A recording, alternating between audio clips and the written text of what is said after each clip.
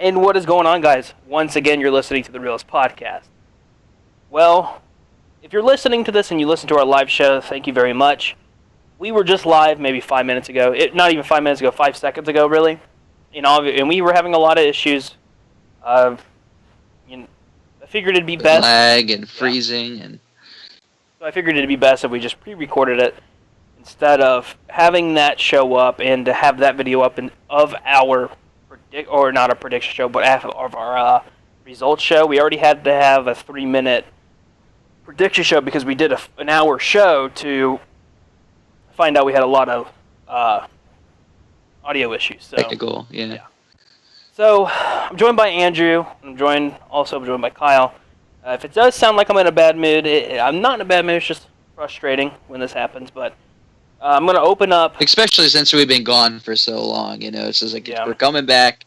We're trying to get the content out to you guys, and it's just like one thing after another.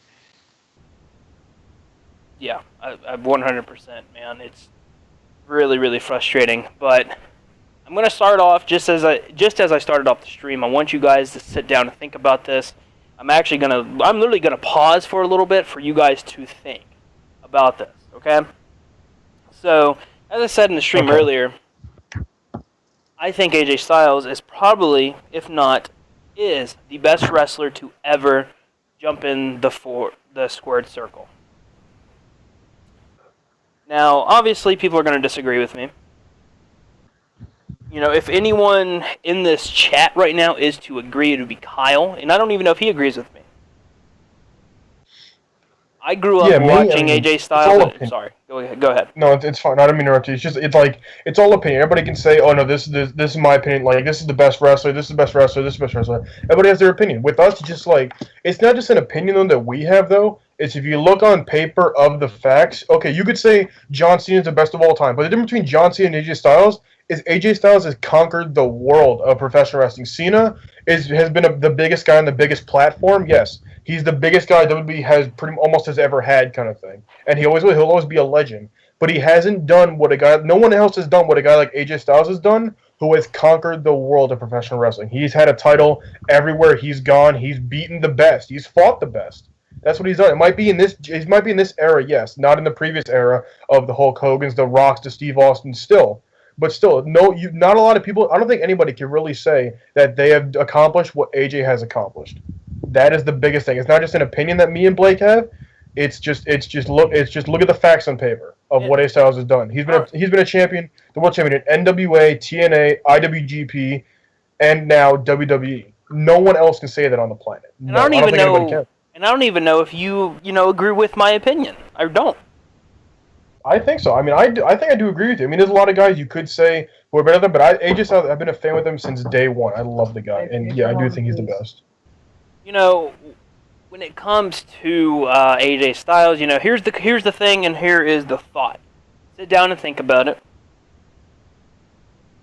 AJ Styles has won their championship or the championship at NWA, or he has been the NWA champion, the TNA champion, the IWGP champion, and is now the WWE World Champion. And I know for sure he's been the New Japan Pro Wrestling champion. And I'm 50-50 on Ring of Honor. So I don't think he's been. I know he was a champion in Ring of Honor. I don't think he was the world champion. We'll say he isn't because we don't know. So yeah, you can throw the argument. Well, if you're wanting to throw the argument of like John Cena or Stone Cold. Well, at the time, Stone Cold, there wasn't any other promotions but WCW and WWE, and then like the small promotions, there isn't like it is now. Or you could throw up John Cena is a 6 or 15-time world champion for WWE. Yeah, but nobody's conquered the world like AJ Styles has. Exactly. You cannot forget, AJ Styles was told he would never be a WWE superstar, and he would never win a championship in WWE. He came in to WWE to help guys out and to be a mid-carder. Yeah. Where is he now? He's your champion. That's just my thought on it. I could get heat for it, and I respect that. WWE-wise, I think Stone Cold Steve Austin is the best person to ever, walk in the squared circle. I think he's a big reason why WWE won the Attitude Era or the Monday Night Wars. People could also throw up the argument that the Undertaker's the best of all time. Ric Flair could be considered the best of all time. That's just my opinion. Well, I mean, I totally agree with you when you look at like his accomplishments. This is what he's done. He's won a major championship in every promotion, but it's not just that. When you're looking at what is the greatest wrestler of all time, you have to look at the way he cuts promos. You got to look at the way in which he runs matches, with whom he runs the matches with. Is he somebody that carries everybody? Is it somebody who can cut a good promo at any given time? Doesn't consistently do a bad promo. And when you look at AJ Styles, and this is coming from somebody who hasn't been introduced to AJ Styles until he comes to WWE, but from what I've seen about AJ Styles, he seems as if he's an all-around type of guy. Somebody who can do it all. Not only does he have the championship caliber to where he's won every major title, not only has he been really good with the promos, but he's also really good with carrying and performing a 5-star match. And that's something that a wrestler cannot say. There are some wrestlers that aren't good at carrying promos. There's some that aren't really good at carrying matches. But AJ Styles is that all-around wrestler, which argumentatively can make him the best wrestler that has ever laced up the boots. Right.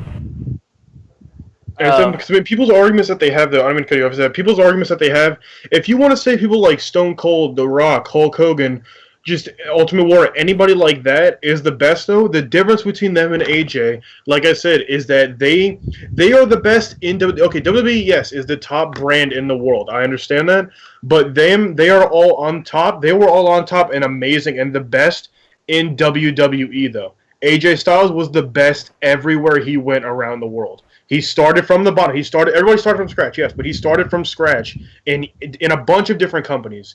In NWA, on the Indies, in TNA, in WWE, in Ring of Honor. He started from the bottom, made his way up in each company, and became the top guy in every company that he went to. That's the difference between him and guys like Stone Cold, The Rock, and Hulk Hogan. Those three guys like that, are the best in WWE, but AJ Styles is the best around the world. That's what you have to look at. People might not look at it like that, and that's okay, but that's the facts of it, is that he is the best around the world, where guys like The Rock and Stone Cold and Hulk Hogan are the best in WWE, because they never left it. They never left the company, and that's okay. That's where it was at the time.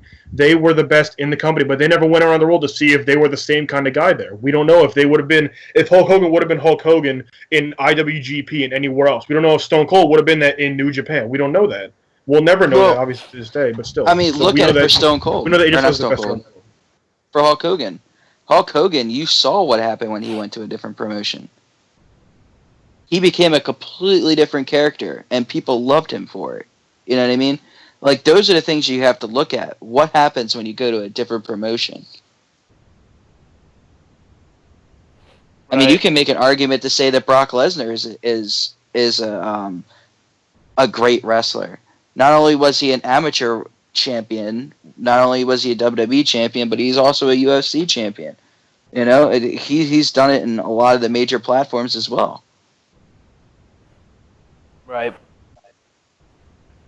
But that's also to throw into consideration that Hulk Hogan also wouldn't have allowed himself to not have that championship belt. And also to consider that he had a huge contract and he had creative control. I mean, for God's sake, how often did he lose clean in WWE? Mm-hmm. Not at all. But first off, because we really didn't talk about it on the live stream, let's talk about the main event real quick. So obviously it was a 45-minute match. Started around 6:50, 7 o'clock, or that was for me. So what was that? 9:50, 10 o'clock Eastern.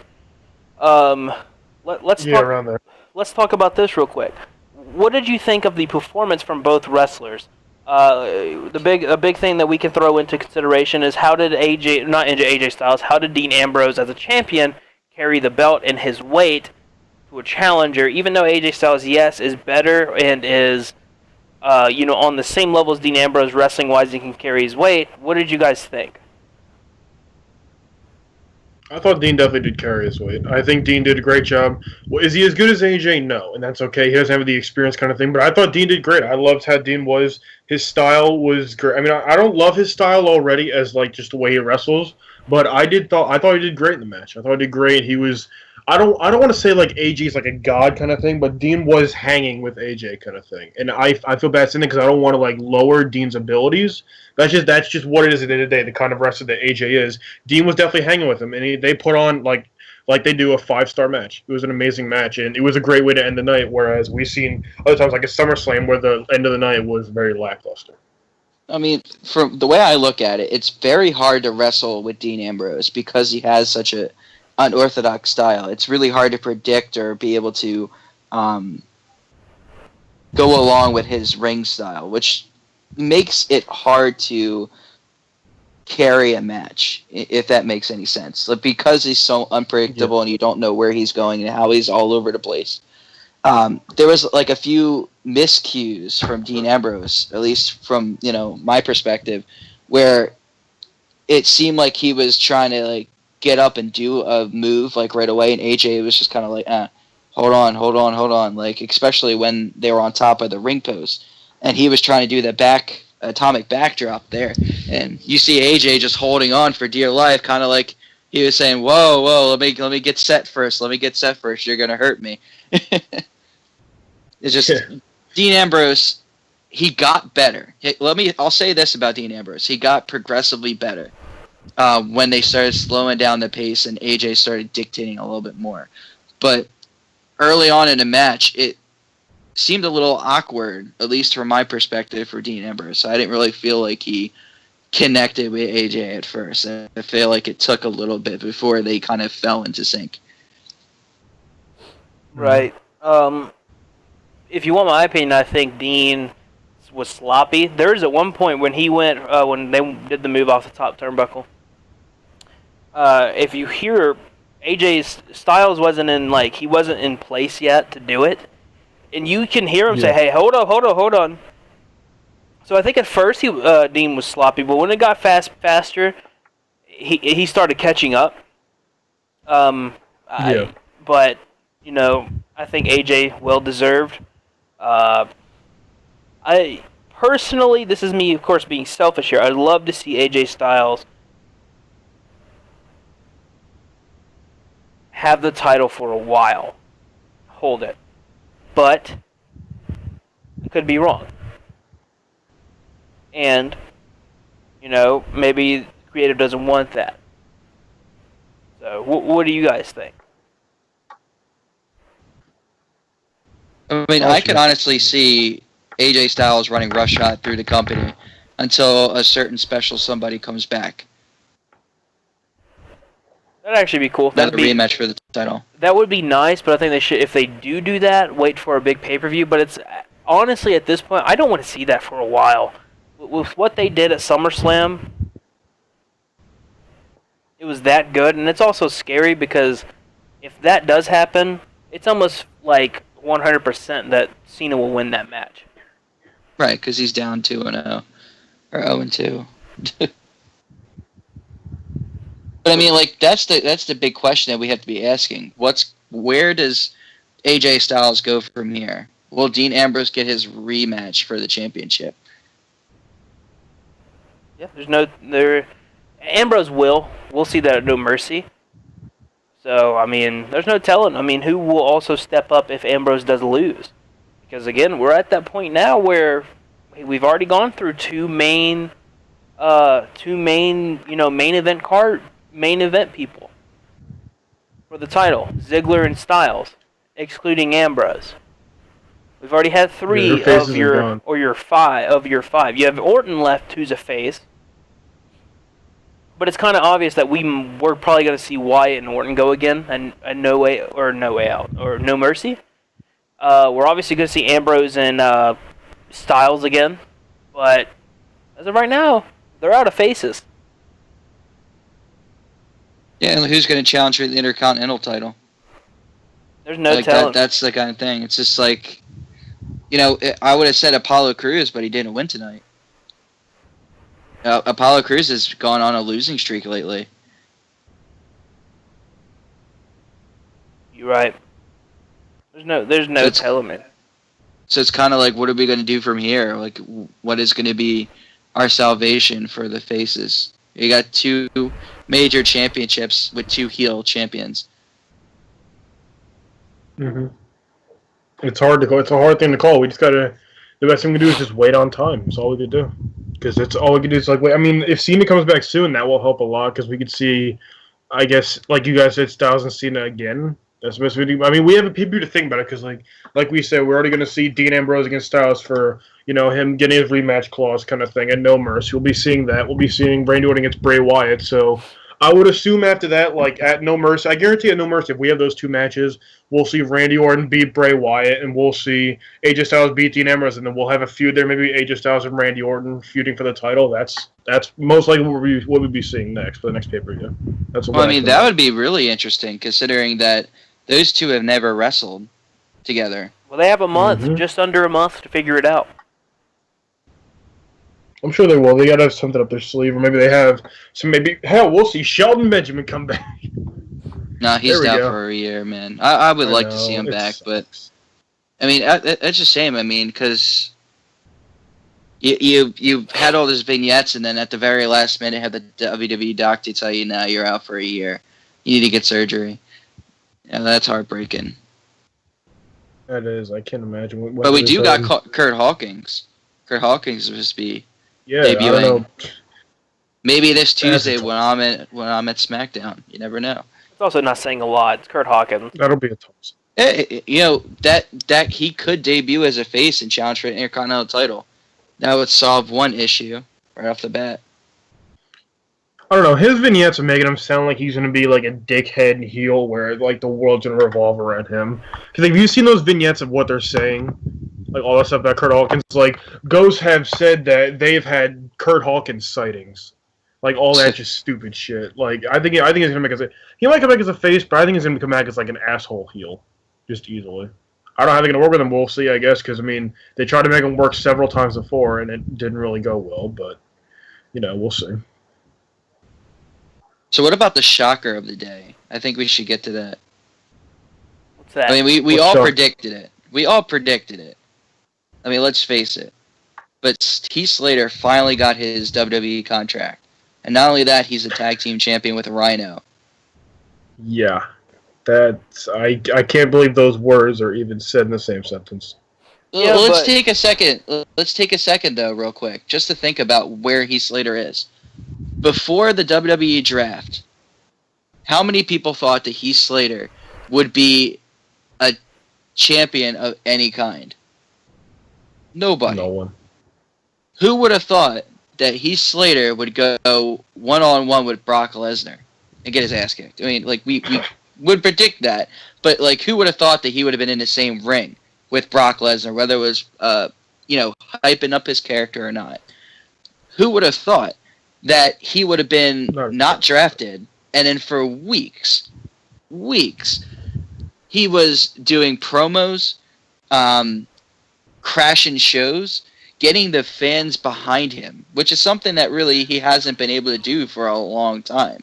To get him behind, he got one of the biggest pops tonight. And that's saying something. That was Heath Slater. And he got a big pop. And now it all comes to fruition here. He gets the WWE contract that he wants, that we knew was coming to him. There was no way that you could keep him as an unsigned superstar for that long, especially with the crowd behind him. But now, on top of that, him and Rhino, an conventional tag team, are the tag team champions, the first ever SmackDown champions. I mean, that is big for Heath Slater. Yeah, definitely. It's crazy to even think about that all happened in one night. Because Heath Slater, he's had a rough time for a long time with his gimmicks and everything, and now he's finally got a break, and they said, you know what, Heath? We'll give you one chance, see how it goes, and it's paid dividends. It has. And if you see any of his promos, like on the pre-show, they were talking about, his kids and how he wants to get the double wide trailer and what he's going to do if he wins. He had me crying. I was laughing so hard. It just, you look at Heath Slater and how far he's come, and I'm impressed. I mean, I've always said, and you could go back and watch some of our earlier shows, where I've said that Heath Slater is somebody who has the potential to be something. And a lot of people laughed at me for that. They're like, it's Heath Slater. Heath Slater is very talented. He's very good on the mic, and he can sell things. And for me, I feel like that's important when it comes to wrestling. And not only has Heath Slater had the entertainment value lately, but he's able to get the fans behind him, and he's able to sell and entertain the crowd, which is something that a lot of superstars can't do or have failed to do. I mean, you look at somebody like Roman Reigns, who was the chosen one, and he has never, ever, I'm gonna give a shout out to Jericho, gotten a pop like Heath Slater. I mean, that's just unreal. The chosen one, Superman himself, has not gotten a pop like Heath Slater. Think about that. It's crazy to think about. We are drinking it in, man. It's Heath Slater. It's Heath Slater. Bask in his greatness. Dude, you and Jericho tonight. Jesus. Damn. No, I'm curious about your thoughts. I mean, like, come on, Heath Slater, Rhino. As much as I don't want to give someone credit for it, I think Brock is the reason why Heath is over.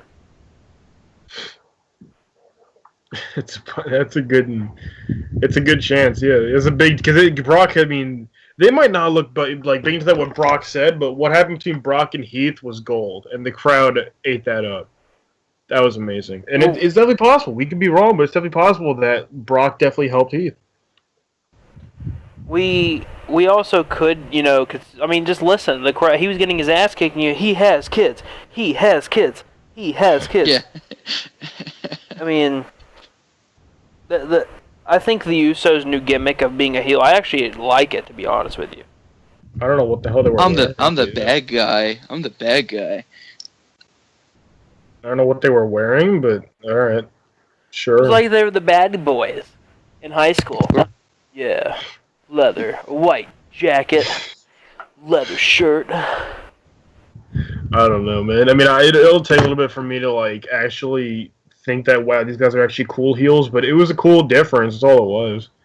It was good. It was just good that it was different, but it wasn't good in general, really. I'm not sold by him yet. We're not going to be talking about Bray Wyatt and Kane because that's just pointless to talk about. I'm sorry. But we are going to. Come on. Why was that match even happening? Well, you could have given time to other matches in the pay-per-view.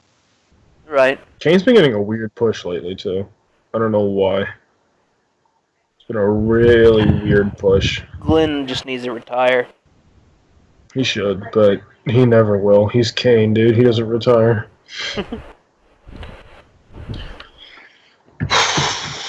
It was a great night, though, with matches, though. Wait, we're not even going to talk about the fact that Kane pinned Bray Wyatt and destroyed his career. Bray Wyatt can't recover after this. He's done. Nah, he'll have a feud against Randy Orton and be fine. Easily. He got pinned by Kane. Think about that. It's a trap. It used to be okay to be pinned by Kane, but you're talking about Kane, somebody who's come in as a supporting role, who wrestles maybe once a month to like twice a year. Like, it just. I know it wasn't clean, and the only reason why he won was because of Randy Orton, but still, Bray Wyatt was pinned by Kane. Yeah, it's a rough thing to, swallow. It's a rough pill to swallow, man. Like, there's something in the water, Heath Slater is the tag team champion. Kane has beat Bray Wyatt. If you go and talk to any wrestling fan, they'd be like, wait, what? Wait, what did I miss? What are you talking about? And You're Becky crazy. Lynch finally got her chance, though, too. We can't forget about that one. She finally got her chance. And I'm Which was glad. good. It was good for SmackDown to have Becky Lynch as champion. It was what Mhm. she needed because, let's face it, she's on SmackDown because they didn't want to bury her with the rest of the talent. I mean, she would be, if Becky Lynch was at Raw, she would have been buried just like Paige was buried. Think about that. I know Paige has been suspended and she's fighting this and fighting that, but Paige has not really been a factor ever since the new talent has debuted. She's taken a back seat. With Bayley coming up into Raw and Sasha being there and Charlotte being there, Becky would have never gotten the light of day. On SmackDown with the SmackDown title, at least she gets to shine. Mm-hmm. She wouldn't have had a chance to be the women's champion, at least for a very long time, if she was No, on not Raw. at all. She would have, If never ever. gotten that. So, I mean, it's good to have Becky kind of at the head of that, and she's with a lot of talented women who actually can put on really good matches. You got Nikki Bella. I mean, even Natalya, she can put on a good match if she really wants to. I say, for once, I feel like that all three of us can probably agree that WWE talent or WWE story creative has actually done a phenomenal job, at least in the last few weeks when it comes to how they book who wins the champion with some of the storylines that's been going on. I mean, like Kevin Owens. The Kevin Owens win, phenomenal. The Heath Slater win, phenomenal. Becky Lynch, phenomenal. AJ Styles, phenomenal. I just hope they keep it up. I really do. Because I'm enjoying the product. I would like to see SmackDown improve a little bit more. A lot more. But I'm kind of sold on what's going on right now. The thing that I'm interested to see though is that now on Raw, how do they what's their rebuttal? Because SmackDown's really they're on fire right now, especially this power. This like we've been saying, this pay-per-view was great. All the matches were great. The outcomes were absolutely perfect for what the matches were. The outcomes, every outcome was perfect. Could not have been better. I mean, I would have liked to see American Alpha, but I digress from that. It's okay. So then, how do we see Raw with their pay-per-view coming up, Clash of Champions? How do we see them rebuttal with this and make an equally as good or better pay-per-view? That's what I'm really excited to see, especially not even just pay-per-view on Raw tomorrow. What do we get to see from them to basically be a rebuttal for how good SmackDown has been? Honestly, if they were smart, they would have a triple threat match: Bayley, Sasha, and Charlotte. That's their best comeback for the six-pack challenge. I still think just having Charlotte and Sasha is good enough.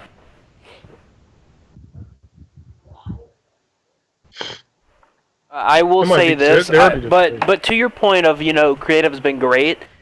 SmackDown wise on their television tapings, they need to be a lot better, especially with it being 2 hours. They need to be a lot better than what they're doing.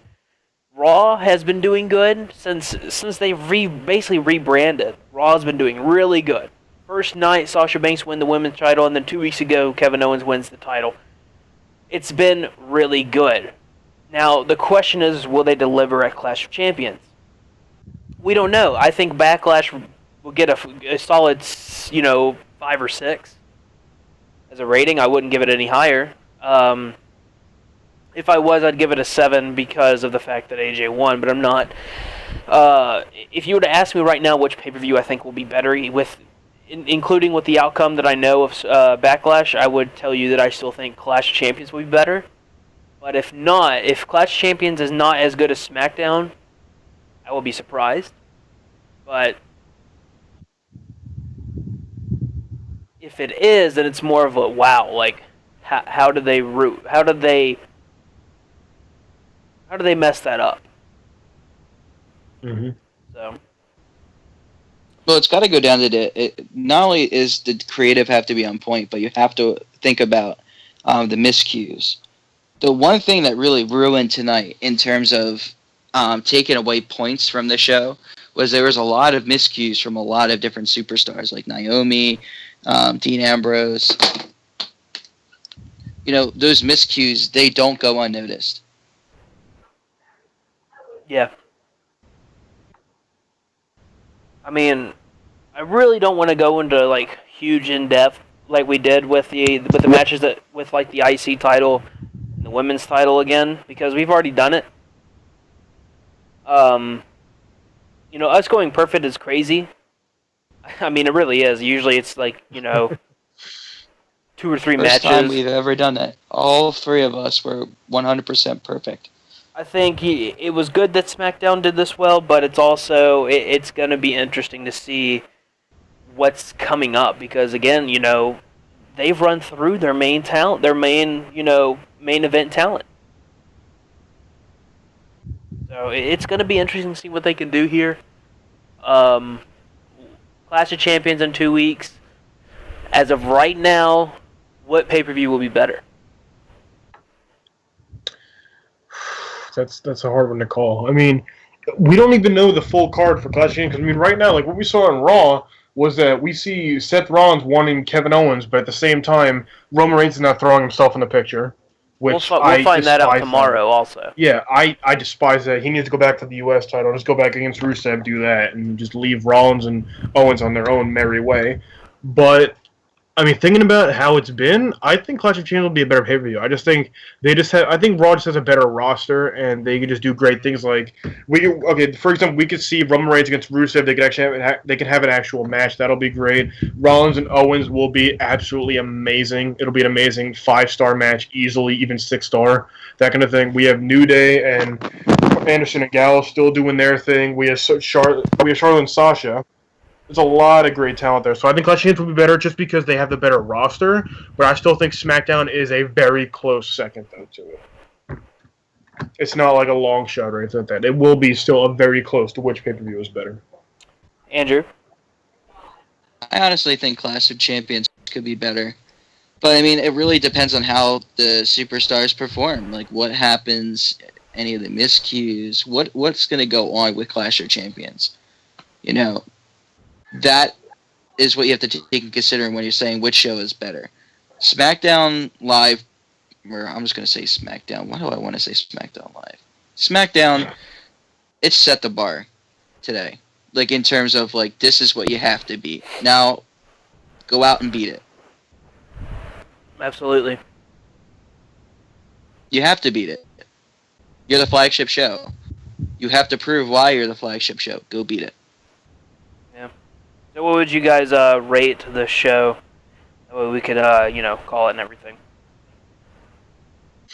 I think match-wise, it was... okay, outcome-wise, it was absolutely 10 out of 10. For all the matches, what it was absolutely perfect. Outcomes could not have been better. Matches-wise, like on the wrestling-wise, I would give it, like... I'd give it like a good 5, like in the middle kind of thing, because like we saw, there was a lot of miscues going on, but there was a lot of really good wrestling too, from people like AJ Styles, from Becky Lynch, from just a lot of people like Miz and Dolph Ziggler. I'll even say that too. There was a lot of great wrestling, but a lot of miscues as well. So outcome-wise, it was a 10 out of 10. Wrestling-wise, to me, it was a 5. I'll give it about a 7. I mean, I think creative-wise, it was brilliant. I'll use brilliant. But the wrestling miscues, or we could say glorious. I don't know if I would say glorious. Not yet, But I would say it was up there. I mean, it was brilliant. But wrestling-wise, you look at it and it's kind of like all these miscues from people who really shouldn't be doing the miscues. They're not rookies. So I'm going to say 7. 7 is this nice solid number. It wasn't a bad show, but it wasn't the best show. It wasn't glorious. All right. What about you, Blake? 5 or 6. I can't give it a solid number. So I'm going to give it a 5 and a 6. I'm going to give it both. All right, both. It was good, but of course it can be better. AJ Styles and Dean Ambrose really, AJ winning was a big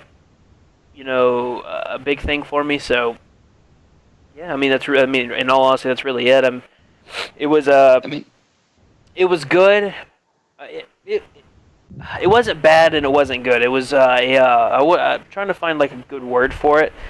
It was, I don't know. It was a good pay Just per like view. average, maybe. Yeah, Just average average. is good. It was an average pay per view. Well, I mean, he won with the Styles Clash. Yeah, he did. Which is something that I hate that he doesn't win with the Styles Clash all the time, but I think that's gonna Hmm. do it. I mean, it sucks that we had to do this pre-recorded because obviously we love doing it live, but you know, gotta do what we gotta do.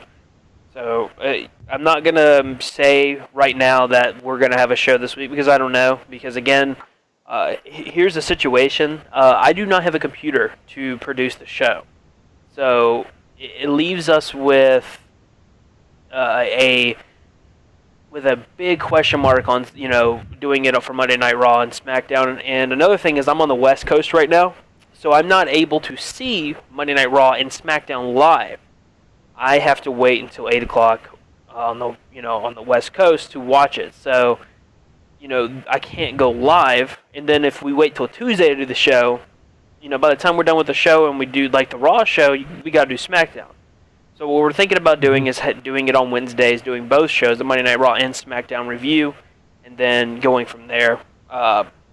When I do go back home, we're going straight back to what we used to do, having a show on Monday, Tuesday, every other Thursday, and obviously on Saturdays.